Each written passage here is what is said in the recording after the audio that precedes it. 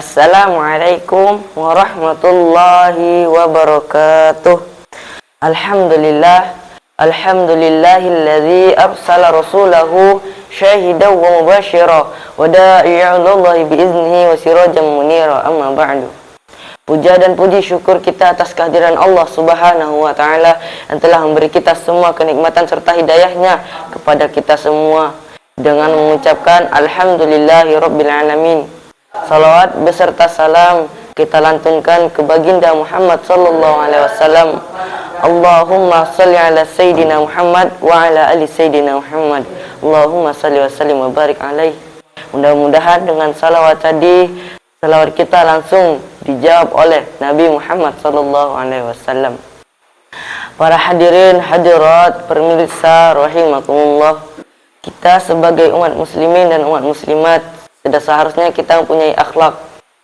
Akhlak berasal dari kata khulq yang mengandung pengertian budi pekerti yang luhur. Akhlak dibagi menjadi dua bagian, yaitu akhlak karimah dan akhlak mazmumah.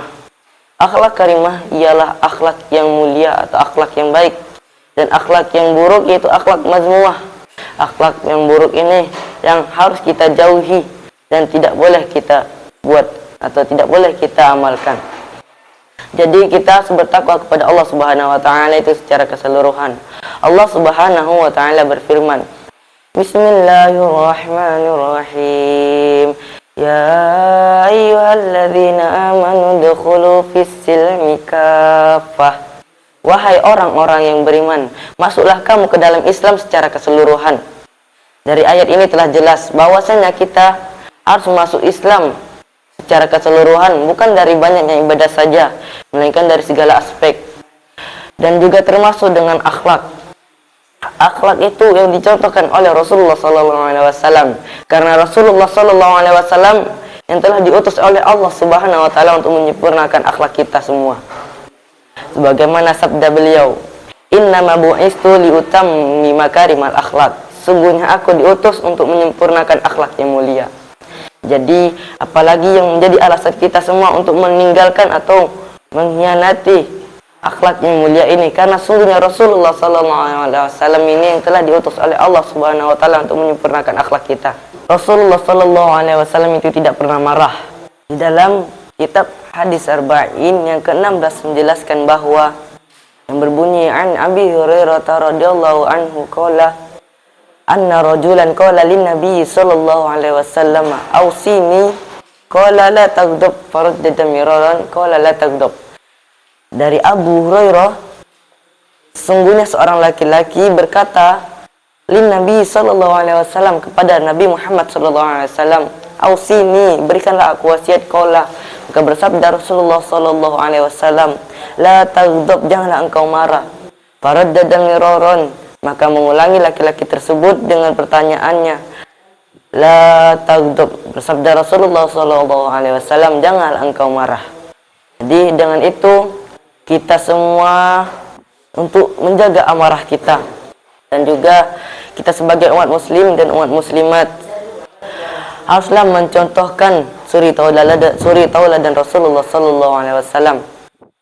Karena pada diri Rasulullah SAW itu telah ada suri tauladan yang baik. Surah Al-Ahzab ayat 21 yang berbunyi, laqad kana lakum fi rasulillahi uswatun hasanatun liman kana yarjullah wal yawmil akhir wa dzakarallaha katsira. Sungguh telah ada pada diri Rasulullah SAW itu suri tauladan yang baik, dan pada hari itu orang-orang banyak menunggu hari akhir dan banyak menyebut nama Allah Subhanahu wa taala. Jadi para hadirin umat muslimin dan muslimat rahimakumullah, haruslah kita mempunyai akhlak yang baik, karena Rasulullah sallallahu alaihi wasallam itu adalah akhlak yang paling agung. Quran surah Al-Qalam ayat 4 menjelaskan yang berbunyi, wa innaka la'ala khuluqin azim. Sungguhnya engkau Muhammad adalah manusia yang paling agung akhlaknya. Jadi kita sebagai umat muslimin dan umat muslimat haruslah menanamkan akhlak yang mulia kepada diri kita semua. Jadilah orang yang berakhlak dan bermanfaat kepada orang lain. Khairan nasi anfa'uhum linnas. Sebaik-baiknya manusia itu ialah orang yang bermanfaat bagi orang lain. Jadilah orang yang bersabar dan tidak pernah marah, karena orang yang paling tinggi martabatnya ialah orang yang paling tinggi budi pekertinya.